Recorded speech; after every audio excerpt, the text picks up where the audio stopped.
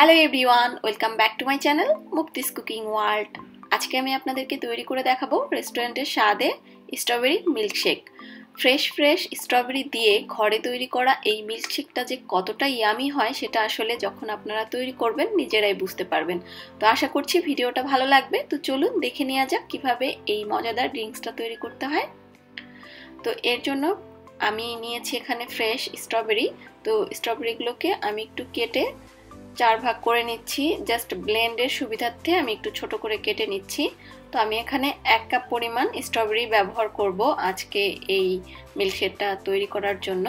তো স্ট্রবেরিগুলোকে আমি এরকম ছোট ছোট টুকরো করে কেটে নিচ্ছি। তো এখানে আমি 1 কাপ পরিমাণ স্ট্রবেরি কেটে নিয়েছি। এবার স্ট্রবেরিগুলোকে আমি একটু ব্লেন্ড করে নিব। তো ব্লেন্ড করার সময় যদি কোনো কারণে মনে হয় যে এর মধ্যে সামান্য একটু পানি বা লিকুইড দুধ ব্যবহার করলে ব্লেন্ডটা আরও বেশি স্মুথ হতো, তো সেক্ষেত্রে আপনারা করতে পারবেন। তো এখন এর মধ্যে আমি দিয়ে দিচ্ছি 1.5 কাপ পরিমাণ আগে থেকে জাল করে নেওয়া ঠান্ডা লিকুইড গরুর দুধ। আর আজকে আমি 3 জনকে সার্ভ করা যাবে এমন পরিমাণে তৈরি করছি। এখন এর মধ্যে আমি দিয়ে দিচ্ছি বড় 1 স্কুপ স্ট্রবেরি আইসক্রিম। আপনারা চাইলে ভ্যানিলা আইসক্রিমও দিতে পারবেন।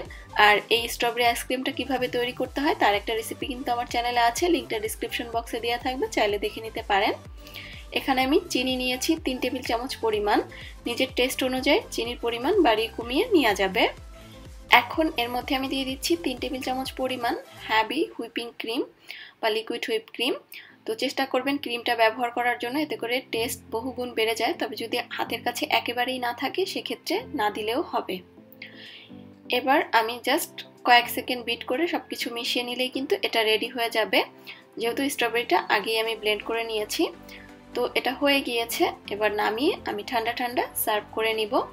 আমি যে পরিমাণে তৈরি করেছি 3 জনকে আপনারা সার্ভ করতে পারবেন। তো দেখলেন তো এটা তৈরি করা কতটা সহজ এবং খেতে যে কতটা মজার সেটা যারা খেয়েছেন তারা তো জানেন। আর যারা ঘরে কখনো নিজে ট্রাই করেননি, একবারের জন্য হলেও ট্রাই করবেন, ইনশাল্লাহ আপনাদের কাছে অনেক ভালো লাগবে।